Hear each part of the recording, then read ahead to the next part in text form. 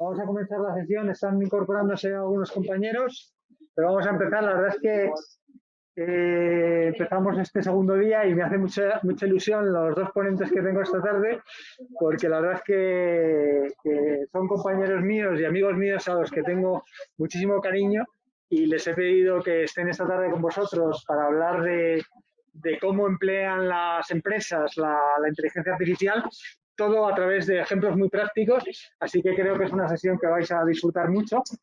Después, al terminar, tendremos la sesión de FinTech y vamos a contar un poco cómo va el premio del pitch, ¿vale? Así que haremos una parte final con los premios que hemos dado hoy, ¿vale? Así que sí, me podéis esperar el resto al final. Muchísimas gracias, Pilar y Fernanda, me ha encantado veros, me ha hecho muchísima ilusión. Os agradezco muchísimo que estéis aquí hoy. Gracias, Juan. Gracias a ti. Bueno, buenas tardes a todos. Es la primera vez que vamos a hacer una presentación combinada, así que si no tenemos alguna descoordinación, perdonadnos que estamos todos aprendiendo. Bueno, nosotros de lo que os queremos hablar es de lo que os ha comentado Juan, es cómo las empresas están utilizando la inteligencia artificial. Pero para eso necesitamos, bueno, es que no se ve muy bien porque hay que elegir un poco. Necesitamos contaros en qué momento de la historia estamos.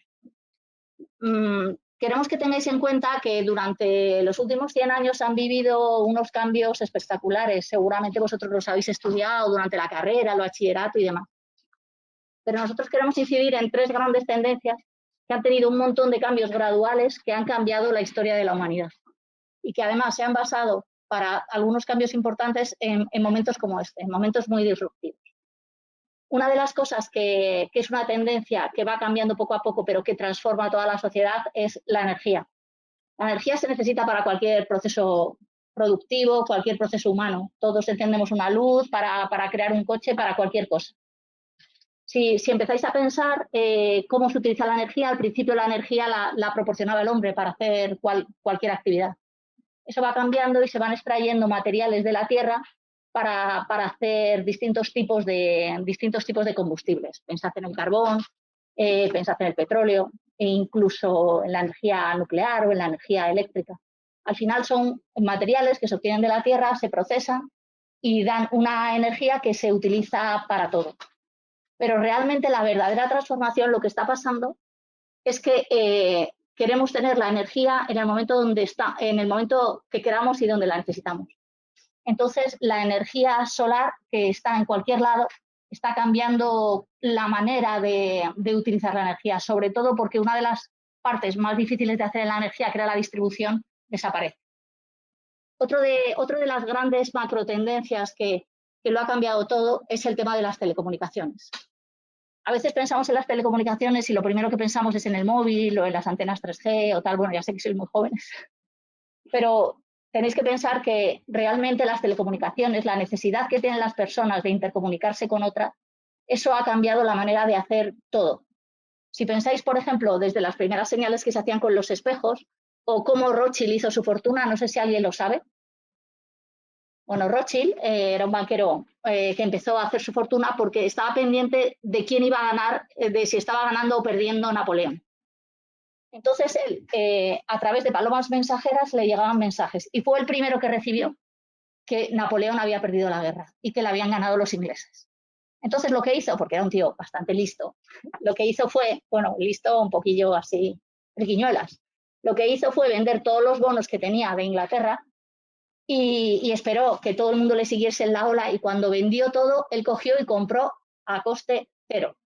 Y así fue su inmensa fortuna. Quiero decir que eso es para que veáis cómo algo como es relacionarse con otros cambia todo. Si empezáis a pensar, por ejemplo, televisión, móvil, ¿y cuál ha sido la evolución del móvil? 1G, 2G, 2,5G, 3G, 4G, 5G, cómo han ido cambiando los productos que se ofrecen. Luego hay otra tendencia que, bueno, esa yo creo que la habéis vivido vosotros desde niños, que es el tema del cambio climático. En principio, hay mucha gente que no le da importancia, incluso hay negacionistas y demás, pero es algo que está cambiando todo. Toda la actividad humana lo que ha hecho ha sido llevar a la Tierra al borde del colapso. y realmente ahora se están viendo los efectos. Y ha sido un cambio muy, muy, muy, muy gradual. A mí lo que me gustaría saber es esto cómo ha cambiado nuestro comportamiento. Fernando, ¿tú qué nos puedes contar respecto a esto? Pues es curioso porque Anthony Giddens, que es un pensador curioso, dice que los cambios y las situaciones de peligro que afectan a la especie humana no se reconocen casi hasta que no es algo físico. Mientras no es algo físico, la especie humana le pasa como al cuento de la rana y la olla, donde le metían a una rana dentro de una olla con agua templada y la van subiendo la temperatura y prácticamente no se da cuenta de lo que está ocurriendo. Bueno, pues lo que ha ocurrido de repente es que ha ocurrido lo impensable, que ha aparecido una pandemia.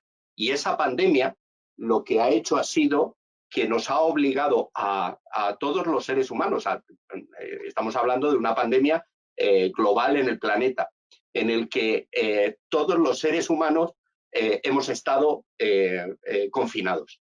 Y ahí es cuando de repente hemos despertado. Y ahí es cuando de repente nos hemos dado cuenta de todos los cambios que se han venido produciendo durante todo este tiempo. Y los ponemos justo delante de nosotros. Y lo más importante de todo es que la duración del confinamiento es la clave. Si la duración del confinamiento hubiera sido breve, pues hubiera sido, pues nada, como un pequeño pip en una tendencia. Pero este confinamiento, que es largo, es duro y que empieza a afectar no solamente por el efecto que tiene el virus en sí, sino el efecto psicológico que tienen las personas, está haciendo que tomemos conciencia de una forma muy notable. Y todo eso lo que hace es que acelera todos los cambios que se iban produciendo en los últimos años.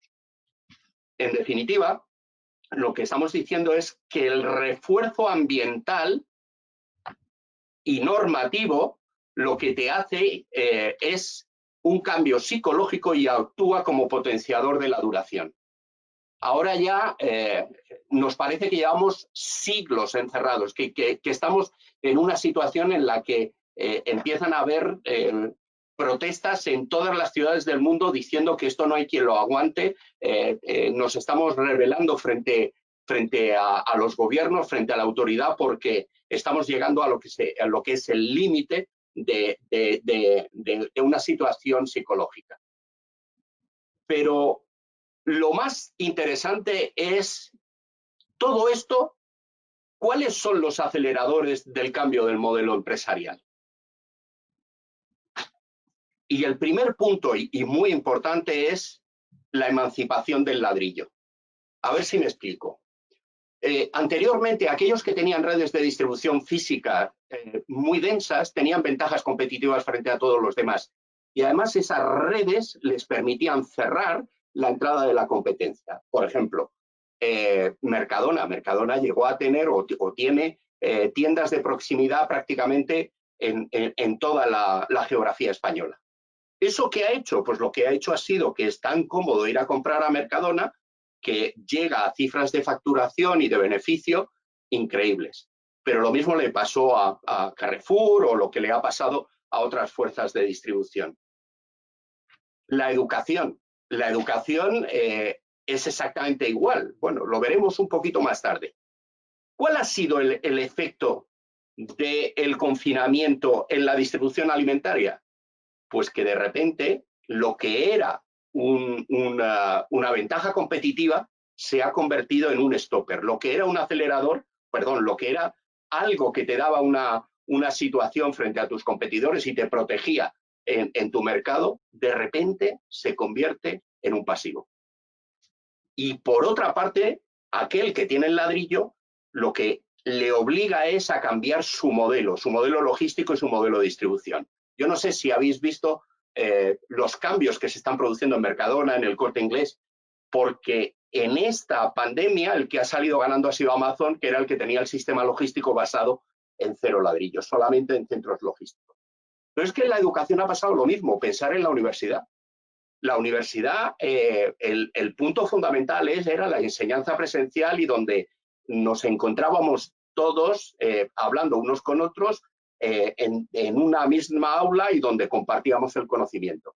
Las universidades de la Ivy League, más todavía, es decir, ellos jugaban a tener el 1 por 1 millón de los mejores estudiantes del mundo y que se juntaban en un sitio especial. Pensar que, por ejemplo, la Business School de Harvard aceptaba 120 alumnos al año, es decir, 2 clases de 60 en cada una de las temporadas. Y aparte de lo que eran cursos para profesionales o otro tipo de cursos, pero lo que era el mainline del MBA, 120. Y esos 120 era, vais a acudir al sitio del ladrillo y de la hiedra. ¿Y qué ha ocurrido? Que desde el mes de marzo se han vuelto locos a ver cómo podemos cambiar el modelo porque ese modelo ya no es sostenible. ¿Qué es lo que ha ocurrido? Pues que el ladrillo, que era un stopper, se convierte en un acelerador. Pero hay más ejemplos. Por ejemplo, en medios de pago. Pilar, ¿tú cómo lo has visto? Bueno, yo quería haceros una pregunta. En la última semana, ¿quién ha pagado con algún billete en alguna tienda? Hay aquí algunos todavía. Bueno, ¿y no tenéis miedo a que los billetes estén impregnados con el virus? ¿Qué hacéis? Yo tengo una amiga que cuando le dan un billete lo mete en un Kleenex y lo pone en cuarentena 48 horas. ¿Vosotros hacéis algo así? ¿No? Bueno, yo creo que otra de las cosas que ha traído el coronavirus es que ha habido un impulso brutal de la forma de pagar. Ha cambiado. Antes había muchísimo dinero en efectivo que se movía porque era un dinero anónimo y a la gente le gusta que muchas de sus transacciones nadie las conozca. Lo que ha ocurrido con la pandemia es que ha sido un acelerador, tanto para la banca como en materia de las telecomunicaciones, que han sido los 2 grandes ganadores en la crisis COVID, porque todos sus negocios están digitalizados. En la banca, excepto el tema de riesgos, todo lo demás está digitalizado. Lo que han hecho ha sido popularizar herramientas que ya tenían para pagar.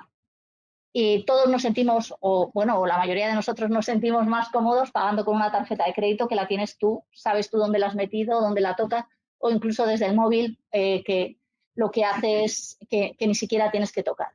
Si pensáis en uno de los indicadores que ha demostrado que la gente está pagando, que ha crecido el pago con tarjeta, además de lo evidente, es que todas las entidades financieras han subido el importe para meter el PIN. Antes eran 20 euros y ahora son 50.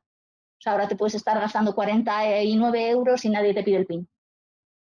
Entonces, ahí se ha visto un cambio muy, muy importante.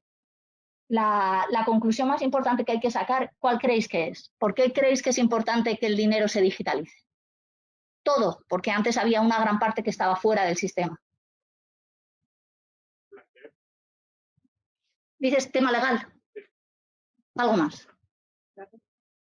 Datos, pero desarrollalo un poco más. Porque también, por ejemplo, a las empresas les interesa que recopiles tus datos de lo que has gastado y lo que dejas de gastar. Si utilizas un billete, no vas a saber los datos de dónde has comprado, lo que haces y por dónde te mueves.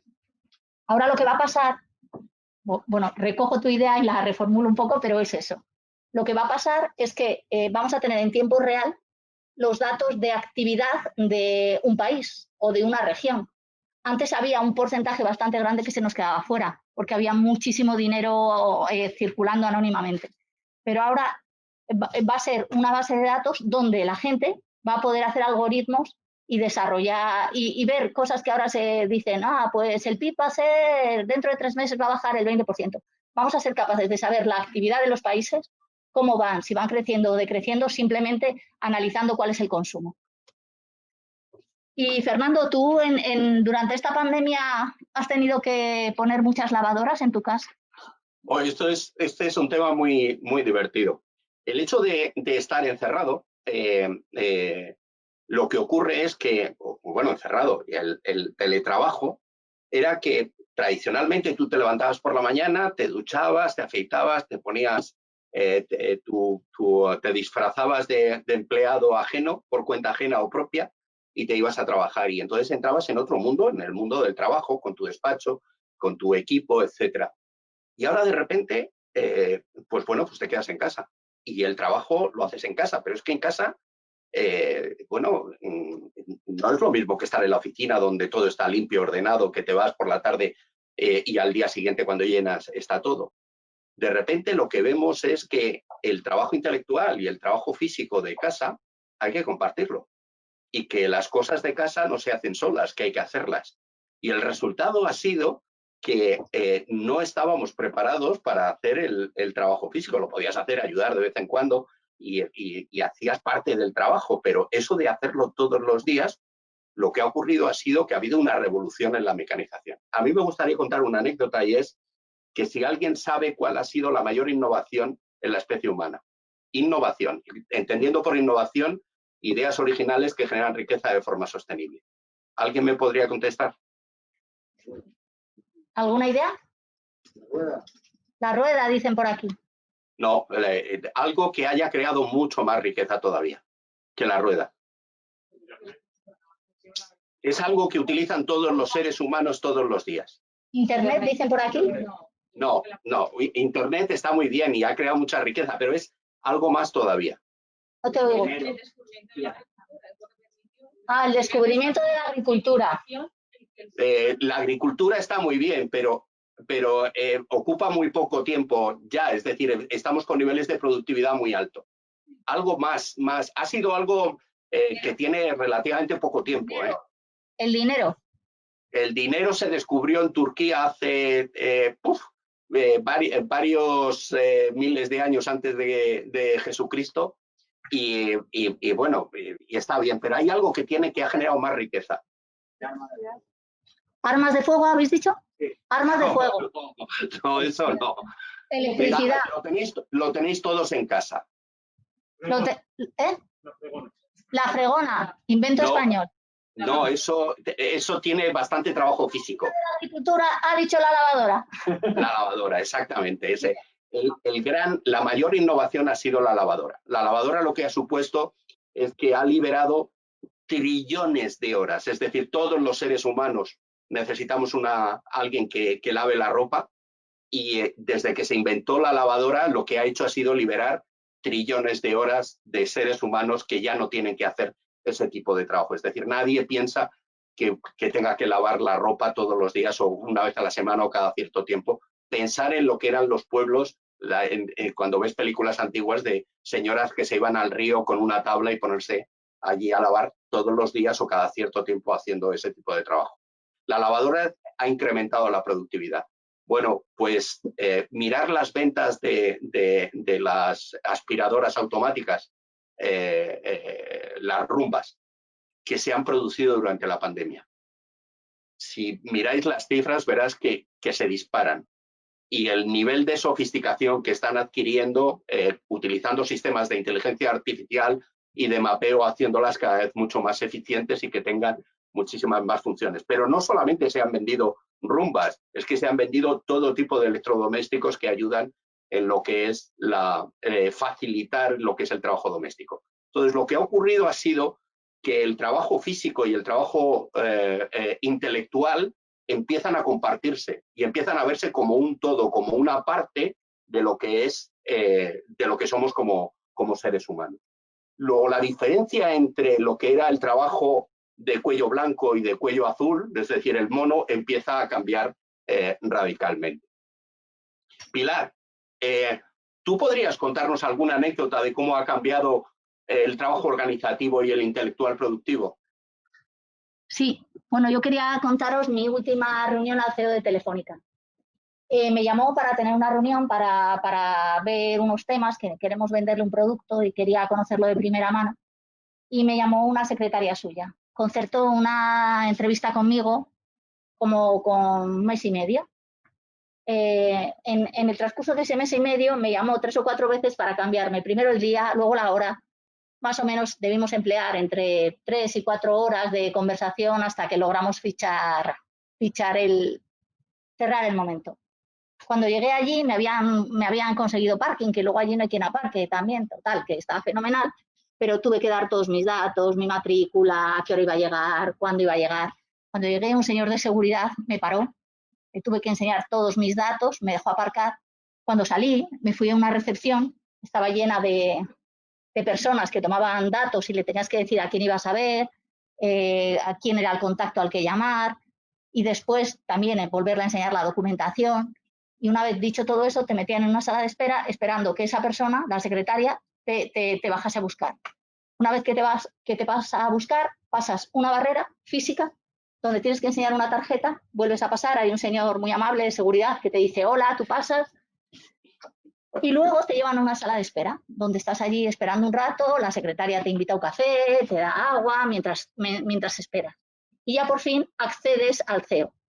Total, que al final, antes de acceder a esa visita, bueno, aparte del tiempo, que bueno, como él es más importante que yo, vamos a imaginar que da igual, que tiro mi tiempo, me he relacionado con 6 o 7 personas solo para una visita de 1 hora, que su trabajo es meramente organizativo. Lo que ha pasado con la pandemia es que este tipo de trabajo ha desaparecido. La gente se organiza su agenda y te conecta a golpe de clic. No hay nada más que ver todo el éxito de cualquier herramienta. Y antes nosotros teníamos una herramienta para hacer videollamadas en el teléfono y ahora tenemos no sé cuántos, pero yo tengo fácil 6 o 7 y cada vez que te contacta alguien te conecta por una distinta. No sé, ¿vosotros cuántas tenéis? ¿Tenéis muchas? Entonces, lo que pasa es que el trabajo organizativo desaparece y lo que es importante es el trabajo intelectual productivo. Pues la verdad es que eso ha sido un cambio de los que son radical, porque tenéis que pensar el número de horas hombre en trabajos organizativos que hay en todas las empresas y que de repente esa función pierde valor frente al output total del trabajo intelectual de las personas. El segundo tema es la digitalización de la fuerza de ventas. Como no podemos contactar físicamente o no queremos contactar físicamente, tenemos que pensar en el modelo extendido de empresa. Al igual que, o sea, si cogéis una empresa, la empresa tiene relación con clientes, con proveedores, con empleados y con otras empresas del grupo. De lo que más hemos hablado ha sido del teletrabajo, que es la relación que tiene la empresa con sus empleados. Pero también tiene relación con clientes y también tiene relación con proveedores. ¿Cómo va a ser esa relación con clientes? ¿Cómo encuentro a mis clientes? ¿Cómo llego a ellos? ¿Cómo repienso las operaciones que tenía tradicionalmente cuando llegaba y decía y me iba a una feria y presentaba mis productos o llegaba y hablaba con determinados tipos de clientes y hacíamos presentaciones para llegar y decir, mira mi producto, cómo funciona? Y de repente aparece como una fuerza muy importante todo lo que es el Big Data, todo lo que es inteligencia artificial, lo que son algoritmos en los que tengo que encontrar dónde y cómo puedo acceder a mis clientes directamente con la propuesta de valor personalizadas para ellos. Todo esto nos lleva a dos consecuencias muy importantes. La primera es la digitalización inversa y la segunda es la antifragilidad como modelo. La digitalización inversa, es decir, hasta ahora lo que sabíamos de que era la digitalización es que algo que es analógico lo convertimos en digital.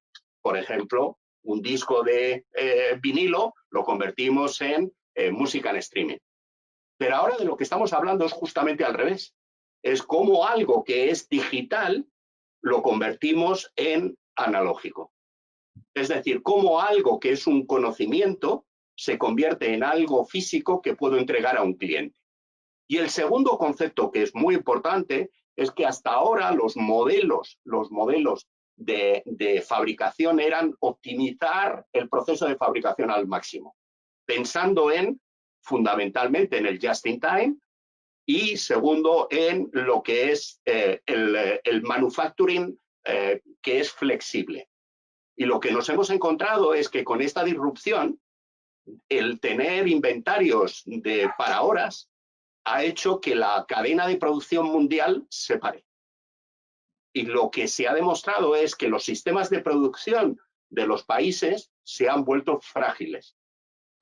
se generan disrupciones. Es curiosísimo porque hablando con la gente de Amazon, dijeron que Amazon tuvo en una primera parte de lo que fue la pandemia unas ventas terribles y luego tuvo que parar. ¿Por qué? Pues porque se había generado una disrupción en todo lo que eran los insumos de proveedores. Es decir, no podía entregar cosas que no le habían servido los distintos proveedores en la cadena logística a nivel mundial. ¿Podrías contarnos algo, Pilar, sobre la digitalización inversa? Bueno, quiero que me lo contéis vosotros. ¿Qué pensáis que es la digitalización inversa? Fernando ya ha adelantado algún concepto. Ha dicho, lo que estamos pensando todos en qué es digitalización es coger un proceso, un procedimiento, una fabricación y convertir algo que es analógico en digital. ¿Qué es una digitalización inversa? ¿Qué se os ocurre que podríamos hacer con la digitalización inversa? Que es tener un concepto, que es imaginar, por ejemplo, una propiedad intelectual de algo, de lo que sea. ¿Cómo hacemos eso? ¿Cómo lo convertimos en algo físico? O sea, que eso es la digitalización inversa, es coger un concepto y convertirlo en analógico. Concepto digital, convertirlo en analógico. ¿Qué se os ocurre que se podría hacer así y cómo?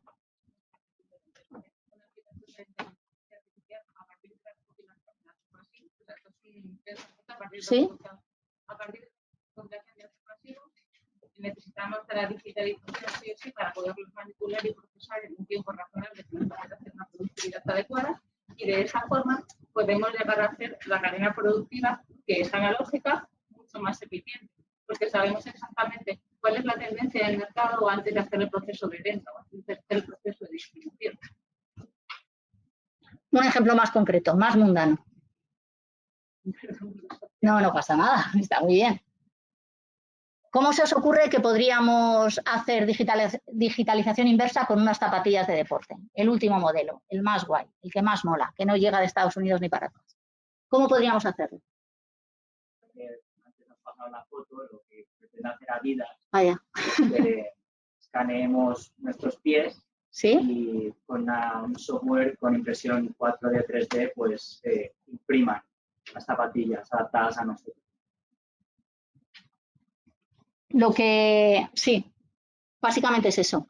Lo que está pasando es que ahora mismo la gente te vende los productos hechos, porque las fábricas están en otros lados. Las fábricas ahora mismo están en los lugares más eficientes del planeta, que como sabéis, están casi todas en China. Y lo que contaba Fernando es que lo que hemos tenido, cuando hemos necesitado algo, no unas zapatillas que podrían ser algo de lo que podríamos prescindir, mascarillas, respiradores, lo que se ha producido es una rotura en el stock porque otros lo necesitaban o porque había una demanda mundial enorme. Entonces, la digitalización inversa lo que va a conseguir es que a ti te pasen cómo es un modelo concreto y que tú puedas fabricarlo en tu casa, si tienes una impresora 3D, o en la comunidad de propietarios, o en tu barrio, o en el centro cívico, o en el ayuntamiento, si fuera necesario. De tal manera que a ti te están vendiendo un concepto como un solo uso, igual que hacen ahora con los tomates. Tú quieres poner tomates RAF en tu tierra y te venden las semillas y tú las plantas una sola vez. Pues esto igual, tú quieres hacer algo, me da igual, mascarilla, respirador, puedes comprar el concepto y fabricarlo lo más cerca posible del consumidor o del que lo necesita. ¿Qué sectores pensáis que son los que van a ser los primeros en utilizar este tipo de tecnologías? ¿Cómo? ¿Textil? ¿Y qué te pasaría? Fabricar un vestido con una impresora 3D. Pero bueno, ¿qué te tendría que pasar, Zara, para que tú te hicieras tu propio vestido? El patrón. ¿Qué otras? Bueno, nosotros hemos puesto aquí unos ejemplos. ¿Por qué creéis que hemos puesto salud? ¿O alimentación? Hay algunas empresas que imprimen arterias. Arterias dices para ponerlas, ¿sí? O algo, si hace falta una dimensión concreta, un tipo concreto de grosor o algo, hay empresas que trabajan con universidades y pueden imprimir tejido orgánico. ¿Perdona? Creo que las sanitas que ya te estaban haciendo la consulta desde casa. Por ejemplo, la consulta desde casa, pero eso realmente Lo digitalizas, pero casi no es inverso, porque necesitas... Sí. Sí. Por ejemplo, en alimentación, ¿habéis visto alguna vez los vídeos estos de la Singularity de gente que hace hamburguesas? ¿Lo habéis visto? Pues imaginaos, por ejemplo, la pasta, que es tiene menos ingredientes que las hamburguesas, no es carne y tal, se podrían hacer. En la salud todos estamos pensando, aparte de la videoconferencia y en la relación médico-paciente y tal, pensad que casi hay muchos medicamentos que tienen unos principios que son muy concretos. O sea, para hacer el ibuprofeno necesitas 2 cosas, no necesitas una estructura muy compleja y eso sí que se puede distribuir. Igual que te venden tinta, te podrían vender cualquier otra cosa y hacerlo. Fernando, ¿quieres añadir algo más aquí? Bueno, en cosmética igual, que las cremas también son muy fáciles. Y los perfumes. Sí, bueno, y en las medicinas hay un principio activo y todos los demás son excipientes, es decir, que al final el número de principios activos que hay son limitados. Luego, de alguna forma, podría aplicarse también la digitalización inversa en lo que es la farmacia, la pura farmacia. Pero bueno, ¿qué otras cosas podemos hacer en digitalización inversa? Eso es en la parte de hardware, pero también en la parte de software. La inteligencia artificial lo que es, por definición, es cómo mimetizamos el comportamiento o el conocimiento de un experto. Es decir, un sistema de inteligencia artificial, un algoritmo, lo que hace es un conocimiento humano de un experto y lo que hacemos es un software que le mimetiza, que se comporta exactamente igual que ese ser humano. La ventaja que tiene este proceso es que de repente el conocimiento humano se hace exponencial. Por ejemplo, el conocimiento de un médico pediatra en diagnosticando las anginas. Pero ese conocimiento del mejor médico, de que coge un niño y con un 99% de probabilidades sabe que tiene anginas o cualquier otro tipo de enfermedad infantil, el problema es que necesita un tiempo y que ese tiempo es como el tiempo de los consultores, que no se puede extender. Y lo que tú puedes hacer es que puedes tener 20 consultas al día. Imagínate que ese conocimiento pudiéramos hacerlo exponencial, es decir, que en vez de hacer 20 consultas al día, pudiera hacer 10.000, 100.000, 20 millones de consultas al día. ¿Eso cómo lo hacemos?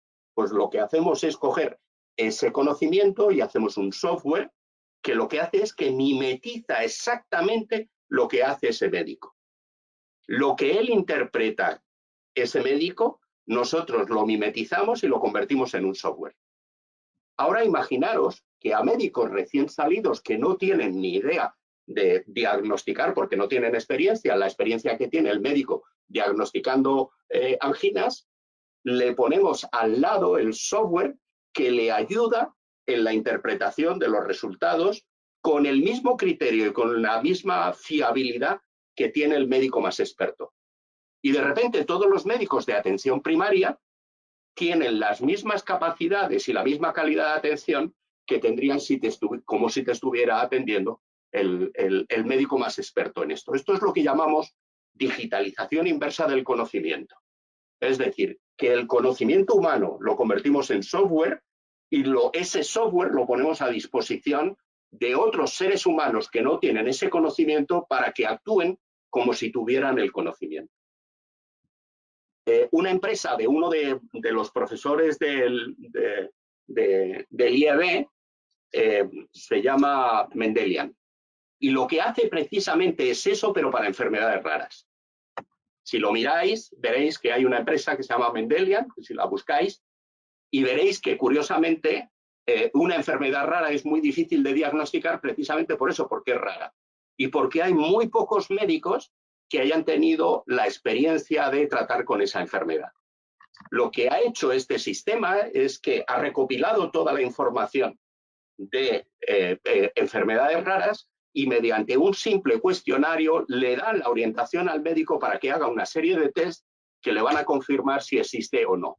Una enfermedad rara se tarda 7 años en diagnosticar y con el sistema puedes diagnosticarlo en menos de 6 meses. Vale. Esto es un tema importante. ¿Por qué? Pues porque lo que hace es que aumenta la productividad. ¿Por qué en este momento este tema es más importante todavía? Porque lo que te permite es que una red de ventas sea capaz de atender a unos clientes a distancia con el mejor conocimiento del mejor experto. Y cuando mimetizamos al mejor experto y se hace escalable el conocimiento de esa empresa, lo que nos permite es que por primera vez el talento, el conocimiento se convierte en un activo fijo. Este es un concepto fundamental. Es decir, hasta ahora el conocimiento estaba en la cabeza de los seres humanos. Cuando aparecen los algoritmos y la inteligencia artificial, cuando mimetizamos el conocimiento de nuestros mejores expertos en la empresa, lo que estamos haciendo es que por primera vez el conocimiento forma parte del activo fijo y del valor que tiene la empresa en sí mismo. Es decir, que cuando miramos el mapa del talento de una empresa, tendremos dos partes: el talento que reside en los seres humanos y el talento que reside, el expertise, el conocimiento que reside en inteligencia artificial. Por ejemplo, Apple, Google, Microsoft y otras empresas, gran parte de su capital intelectual ya no está en la mente de determinadas personas, que también, sino que además tienen un inventario muy valioso de conocimiento que está digitalizado, que está en sistemas de inteligencia artificial o algoritmos. De todo esto que estamos hablando, que suena un poco a pájaros y flores y algo que va por el aire, Pilar ahora nos va a hacer una demostración para que veáis un sistema funcionando con casos reales y funcionando hechos por una empresa que se llama Madiva, que tuve la suerte de ser uno de los fundadores. Vale. Quiero que os pongáis en situación, ¿vale? Lo que contaba Fernando de los médicos, pues lo vamos a hacer. Imaginaros que yo tengo una empresa de seguros y que tengo un vendedor que es un crack. Y luego tengo 100 que, bueno, les cuesta un poquillo más vender y tal. No tienen el conocimiento necesario para vender. Para vender los seguros de salud, perdón, que he dicho. Entonces, esta empresa, la empresa que os estaba contando Fernando, a través de algoritmos y de datos, lo que os explicaba antes, que sin los datos es imposible hacer algoritmos. Si no hay buenos datos, los algoritmos no pueden funcionar. Lo que han conseguido es, bueno, os lo voy a enseñar. Os voy a enseñar dónde vive Fernando, ¿vale? Lo que vale su casa y demás. Un momento. Que está tapado, pero no es para ocultarlo, es por esto. Bueno, aquí es donde vive Fernando. Entonces, esta empresa lo que ha hecho es que lo primero que ha pensado es que cuando tú le quieres vender un seguro a alguien, para encontrarlo necesitas saber dos cosas fundamentales: dónde vive y qué es lo que significa dónde vive, y luego también conocer la renta. Una vez que sabes dónde vive, si eres capaz de asignarle un precio a la vivienda, lo que tienes es que eres capaz también de decir cuánto hay que ganar para pagar una vivienda así. Ya sé que hay casos excepcionales, como si te han regalado la vivienda o si en vez de en compra estás en alquiler, pero lo que es verdad es que para vivir en un determinado sitio se necesita una determinada renta y sin eso no puedes vivir. Entonces, conocer la renta de las personas a las que quieres vender es muy importante a la hora de intentar crear el conocimiento para que otros puedan utilizarlo. Pilar, déjame que diga una cosa. Vale.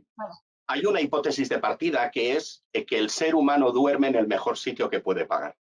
Esa fue la hipótesis de partida. Entonces, si tú sabes dónde duerme una persona habitualmente, por procedimiento de hipotecario inverso, puedes calcular cuál es el nivel de renta. Puede ser que diga que él no tiene un duro, que no tiene nada, pero mira, si duermes en el Hotel Palace de Madrid, tienes que tener un determinado nivel de renta. Y si duermes en el Pozo del Tío Raimundo, pues tienes que tener otro tipo de renta. ¿Vale? En este caso... ¿Sí? Sí, perdona. Vale, perdona. En este caso, bueno, vamos a ver, esperad, que es que lo tengo como por aquí, a ver. Quería enseñaros esto, el seguro de salud. ¿Vale? Lo que el algoritmo nos dice, sabiendo dónde vive alguien y asignándole un nivel de renta, lo que nos dice es cuánto puede pagar, cuál es la horquilla en la que le puedes ofrecer un seguro de salud y tienes más probabilidades de conseguir que te lo compre. En este caso, ¿cuál es la probabilidad que yo tenga seguro de salud? 7 sobre 10. Lo veis abajo, propensión de contratar, es decir, eso es. Lo que quiere decir exactamente es que que una persona que duerma en el sitio donde nos has enseñado, Pilar, tiene un 70% de probabilidad de contratar un seguro de salud. ¿Por qué? ¿Por qué sale eso? ¿Cuál es el algoritmo? ¿Cómo mimetiza el comportamiento de un experto? ¿Puedes leer lo que pone en la parte de abajo, Pilar? Sí. Propensión al seguro de salud. Correlaciona con la existencia de hijos no emancipados de la unidad familiar y aumenta la propensión de contratación de seguro de salud con la venta de la unidad familiar, con una renta superior a 37.000 euros. La máxima prima a pagar por la unidad familiar correlaciona con la renta bruta de la unidad familiar. ¿Cómo sabemos si hay niños o no hay niños en esta casa? ¿A alguien se le ocurre? Según el número de habitaciones de la casa. Bueno, eso te da el tamaño, pero ¿cómo? Eso te da la máxima capacidad, pero el número de niños, ¿cómo se sabe? Con un dato público, ¿eh? Y para todas las casas de España, para 21 millones de hogares o 22 millones de hogares. ¿A nadie se le ocurre? El coche me ha aparcado. No, yo no veo el coche. Tengo que estar sentado aquí, desde aquí, para 22 millones de hogares. Tiene que ser un dato público y que no haya que ir por todas las casas, claro, para verlo. Con la pirámide de población de la sección censal. ¿Sabéis lo que es una pirámide de población? ¿Alguien sabe lo que es una pirámide de población? Vale, pues es una pirámide donde te dice hombres y mujeres, eso es, aquí tenéis, y por tramos de edad. Una sección censal, ¿qué tamaño tiene? Son las mesas donde vamos a votar. Y son tú y tus vecinos. Y tienen un tamaño máximo, que suele ser alrededor de 500 personas, entre 500 y 1000 personas. Luego, si tienes un inventario de todas las casas que hay, del número de niños que hay en esa sección censal, correlarán los números de niños con las habitaciones. Los que tengan un apartamento no hay niños, pero los que tienen más habitaciones es más normal que tengan niños. Teniendo el número de niños y asignándoles el número de niños que hay y asignándolos al espacio, te dice realmente si hay niños o no hay niños. Igual que si hay ancianos o si hay jóvenes, etcétera. ¿Vale?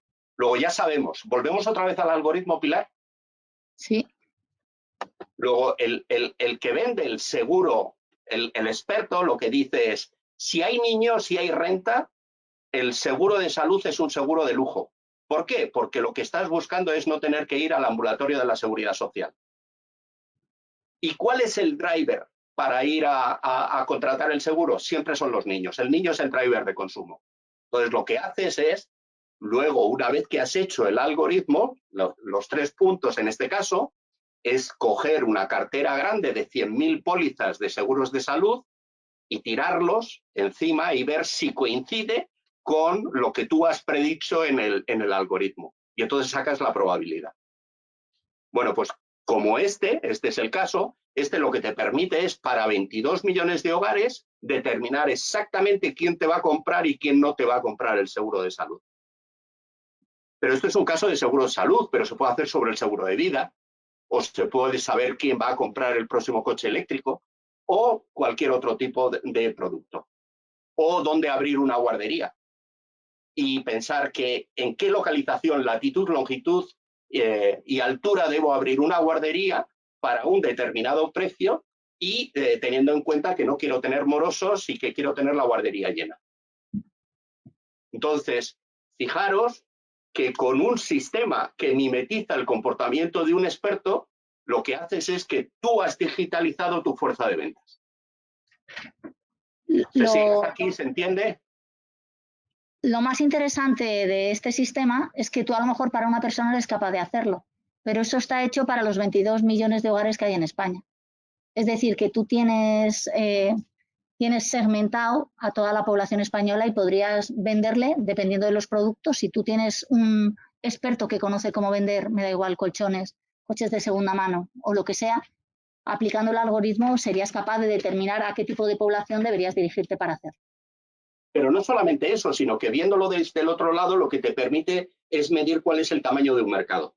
Es decir, cuál es el volumen total que tiene el mercado de seguros de vida en España, o el mercado potencial, o el mercado de seguros de salud, o el seguros de ahorro, o el producto que quieras. ¿Podrías poner valor de cliente, perdona? En la pestaña, pisar en la pestaña de valor de cliente. Espera un momento, aquí. Ahí, eso es.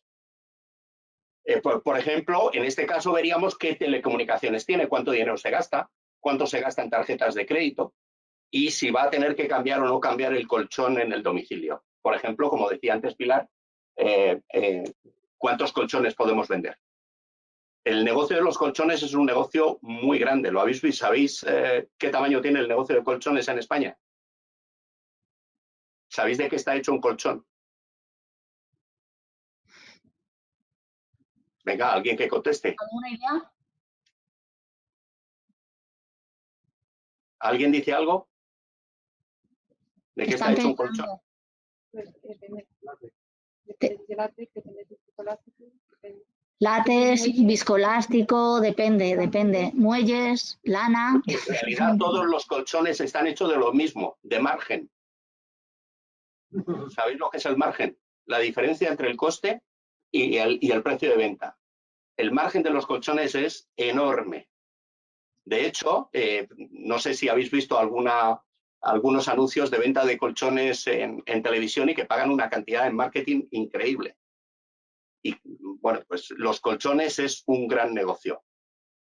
Además, ¿sabéis cuál es el tamaño del mercado de los colchones? ¿Cómo podríamos saber quién tiene que cambiar de colchón? ¿Cómo sería el algoritmo? ¿Cómo lo hace el experto? ¿En qué puerta hay que cambiar el colchón y por qué? ¿Lo pensáis? 10 años después de comprar la casa. Eso es, ese es un buen dato. Y dependerá del nivel de renta. ¿Por qué? Porque no es lo mismo un colchón de gama alta que un colchón de espumilla. El colchón de gama alta dura más y el colchón de espumilla dura menos. ¿Podríamos saber quién tiene que cambiar de caldera? ¿O quién tiene que cambiar los cuartos de baño? ¿Podríamos hacer un algoritmo que nos dijera en España quién va a hacer obras? Esto es lo que es la digitalización del capital intelectual. Cómo mediante un algoritmo somos capaces de transformar todo lo que es la fuerza de ventas, mimetizando al mejor experto. Y esto es lo que hace que determinadas empresas tengan un talento que es un activo fijo, que ya no está en la cabeza del señor que era un vendedor buenísimo. Pero lo mismo que hablo de un vendedor, puedo hablar de del jefe de control de producción de una planta sofisticada. ¿Vale? ¿Seguimos?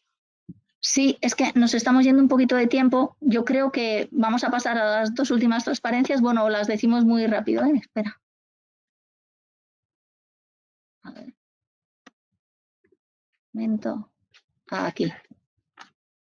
Bueno, para acabar, nosotros casi siempre acabamos todas las presentaciones con un decálogo que nos gustaría que tuvierais en cuenta para el futuro. Bueno, si tenéis alguna pregunta, estaríamos encantados de responderla. Venga, Fernando, dale. Decálogo. Muy bien. El decálogo. Esta situación, este cambio que se ha producido, decía el presidente de Telefónica hoy en Expansión que esto ha acelerado el cambio, los cambios que se venían produciendo los ha acelerado en 5 años. Yo creo que en más tiempo. Y todo este cambio lo que hace es que la relación entre los seres humanos, entre un jefe y sus trabajadores o entre un equipo de trabajo, es un nuevo contrato y es un nuevo contrato basado en confianza. La autoridad moral es, si cabe, mucho más importante. ¿Por qué? Pues porque antes tú tenías a la gente a tu alrededor y utilizabas todo lo que era la liturgia, el despacho, el sitio, los sistemas de control para imponer tu autoridad al grupo. Ahora no tienes a la gente, ahora tienes un capital intelectual que te has quitado todo lo que son los revestimientos, las casullas y otros adminículos que te servían para representar tu autoridad.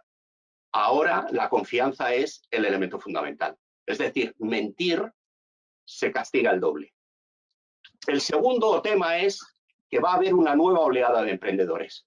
Es decir, el principio fundamental es que penséis que no pidáis trabajo, sino crea trabajo. Y pensar que ahora hay más oportunidades que nunca para que el capital intelectual se convierta en un valor que te genere la posibilidad de generar riqueza. El siguiente punto es la digitalización inversa del capital intelectual. Esto es una tendencia bestial que ha llegado para quedarse.